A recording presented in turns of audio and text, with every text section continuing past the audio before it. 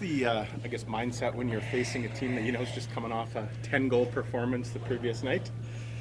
The mindset was, I hope they got nothing left. But I don't think that was the case. You could tell they were pretty confident and zipping the puck around, especially on their power play. And I was lucky enough to make enough saves for the win.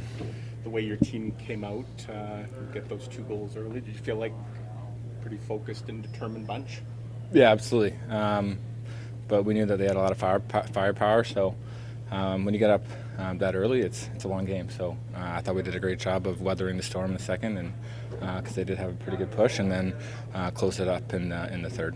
Would you describe the determination in the group, Laurent, after yesterday's game? I mean, knowing it's like the mindset is you have to turn the page really quickly, but it just seemed like yesterday was a blow to the team's pride, considering how well you normally play at 5-on-5. Yeah, we take a lot of pride in our defensive game, and obviously last night it wasn't our best, and so we got a pretty veteran, experienced group, and we knew that we were going to come back the way that we normally play.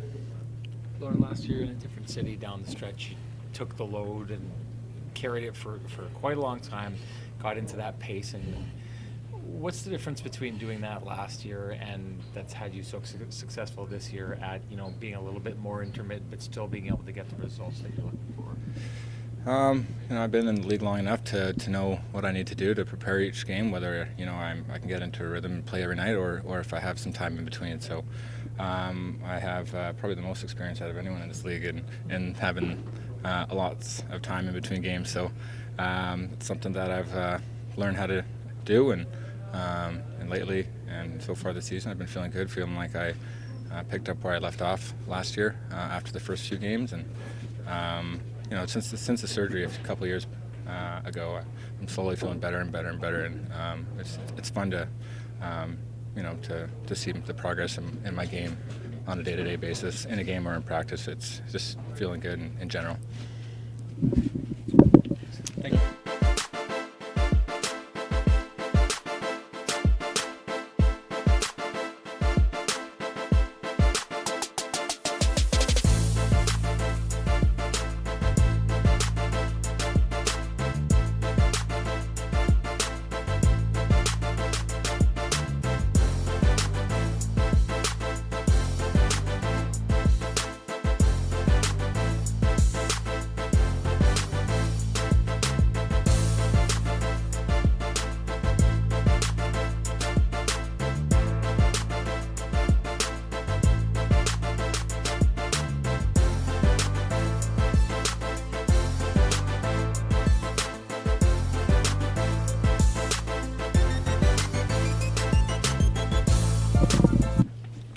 That's 3 straight games now with 2 power play goals. Is that the new normal around here? I hope so. Yeah, it's good that power play is finally, contributing, and we're gonna need that to keep going. You and Sean made it look pretty easy with those deflections in the third. Obviously, it's not easier. Everybody would do that all the time. Why do you think that was so effective tonight? What's the art to getting your stick on those shots? I don't know. I think his was tougher than mine. He had a guy draped over him, he was falling down. For me, I'm standing in front. It's good that JMO shoots once in a while. Keeps the PK guessing, and I was able to get a stick on it.